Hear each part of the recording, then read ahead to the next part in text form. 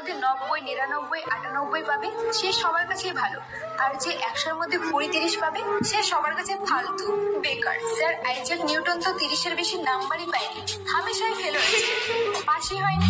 School থেকে তাড়িয়ে দিয়েছিল তাকে, যে এ পড়ার যোগ্যই না। যখন স্কুল থেকে তাড়িয়ে দিয়েছিল স্যার আইজ্যাক নিউটনকে, তখন তার ব্রেন খুলে গেল।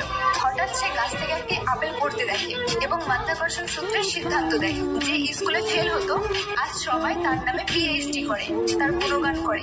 পাশ আর ফেলের সাথে কারোর জীবনে কোনো যায় আসে না। তুমি যদি আইনস্টাইনের গল্প পড়ো তাহলে আইনস্টাইন তো ক্লাস 9-এর বেশি পড়তেই পারেনি, তাড়িয়ে দিয়েছিল স্কুল থেকে, কারণ সে সবসময় অন্য কিছু ভাবতো। কিন্তু তাড়িয়ে দেওয়ার পর সারা বিশ্বে E=mc² এর যে ব্যাখ্যা দিয়েছিল আইনস্টাইন, তাতে পুরো দুনিয়া প্রশংসা করে। শেষমেশ আমি এটাই বলতে চাইছি, কেউ ক্লাস 9, 10, 11, 12 পড়াশোনা করুক, তাতে কোনো আসে যায় না, কারণ জ্ঞান ডিগ্রি দিয়ে অর্জন করা যায় না। জ্ঞান আলাদা জিনিস আর ডিগ্রি আলাদা জিনিস।